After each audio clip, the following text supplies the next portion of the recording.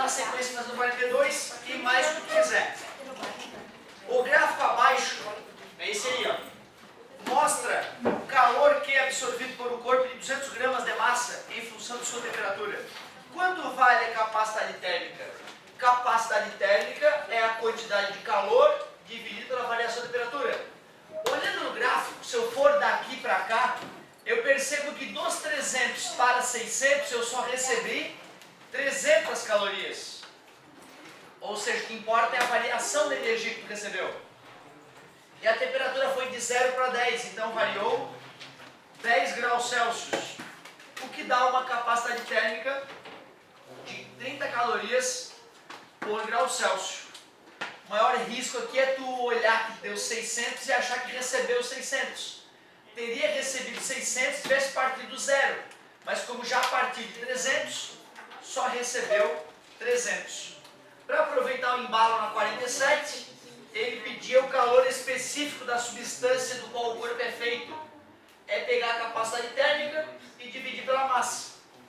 30 calorias por grau Celsius, dividido pelas 200 gramas que ele citou no começo do problema. 3 por 2 é 1,5, 3 por 20, 0,15 calorias por grama grau Celsius, que é a letra A. Aproveitando o embalo indo para 42, obrigado, falava o seguinte, ó, um recipiente contém certa massa de água com temperatura inicial de 2 graus Celsius e na pressão normal. Quando é aquecido sobre uma variação de temperatura, sofre uma variação de temperatura de 3 graus Celsius. Pode-se afirmar que, nesse caso, o volume da água... Então, ó, a temperatura inicial era 2. Ao sofrer uma variação de 3 graus Celsius, a temperatura final vai para 5. Quer dizer que vai passar em algum momento por aquela temperatura perigosa de 4 graus Celsius, onde a água atinge seu menor volume e sua máxima densidade. Se fosse uma substância normal, ao aquecer, ia dilatar e reduzir o volume. Ia dilatar e reduzir a densidade. Mas como trata-se de água, inicialmente a água vai contrair e depois sim ela vai dilatar, depois que ela passar dos 4 graus. Pode-se afirmar que nesse caso o volume da água diminui até atingir 4 graus de densidade máxima e depois aumenta. É isso mesmo, porque a água tem dilatação anômala. Aumenta e depois diminui. Ele está falando do volume. O volume primeiro diminui para a densidade ficar máxima a 4 graus e depois aumenta. Depois ele fala que só diminui, só aumenta ou permanece constante. Não, é a letra A mesmo, devido à dilatação anômala da água. Perigosinha essa questão. Boa. O que mais? 49. Vou fazer aqui, ó. 48, 49, 54, é isso? Show! Cara, se a maioria de vocês estiver fazendo os exercícios, vai dar um resultado muito, muito bom, tenho certeza disso. Vamos lá, 48 para começar. URGS! Lá na página 329, exercício 48. A chama de um bico de Bunsen libera 16 kJ de energia por minuto. A energia é toda transferida à massa de 0,3 kg de um líquido, cujo calor específico é 2,4 kJ por quilograma grau Celsius. Sabendo-se que o ponto de ebulição desse líquido é 80 graus Celsius, quanto tempo transcorre aproximadamente até que sua temperatura se eleve de 32 graus Celsius até o ponto de ebulição? Como ele me deu todos os dados desse corpo que vai ser aquecido pelo bico de Bunsen, vamos jogar esses dados todos no Kimacete. A massa é 0,3 kg. O Czinho já está em kJ por quilograma grau Celsius, 2,4. E a variação de temperatura, ele falou que era para sair de 32 e chegar em 80, que é a temperatura de ebulição. Então, 0,3 que multiplica 2,4, que multiplica 48.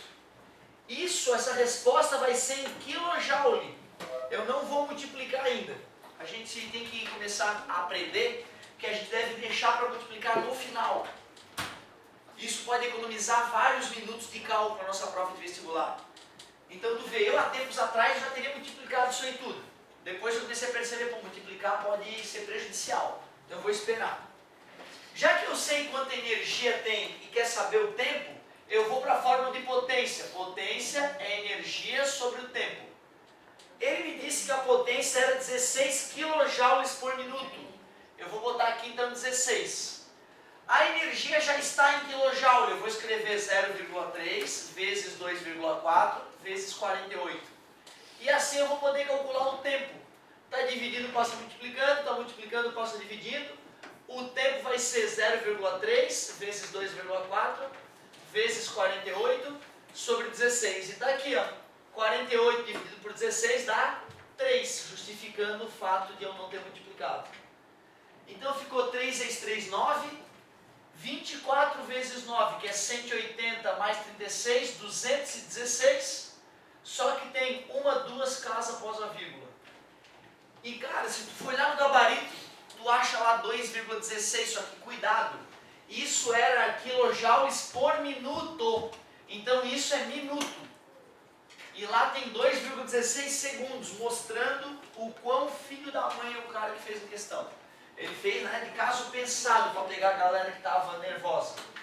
Vamos multiplicar isso aí por 60, para passar para segundo. 6 vezes 6, 36 foi 3, 6, 7, 8, 9.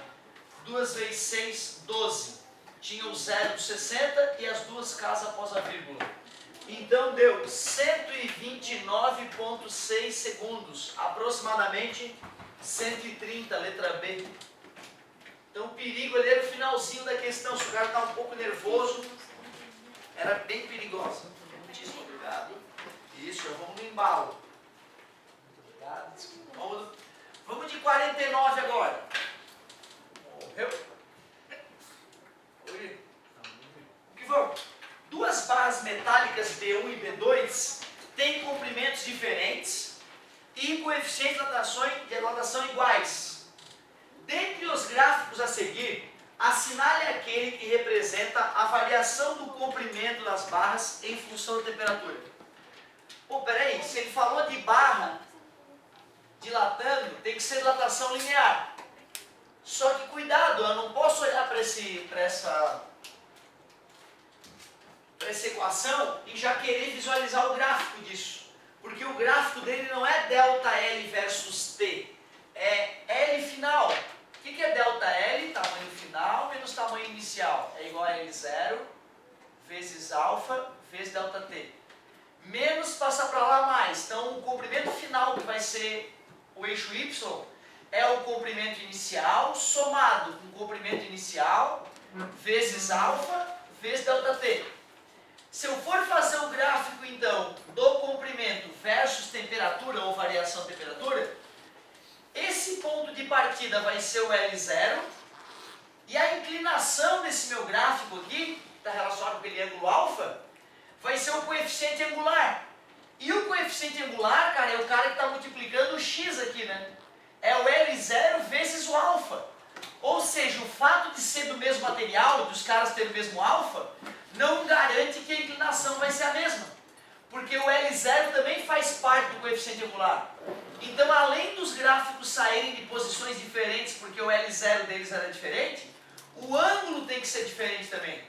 A inclinação do cara maior tem que ser um pouco maior do que a inclinação do cara menor. Então, o ângulo tem que ser diferente.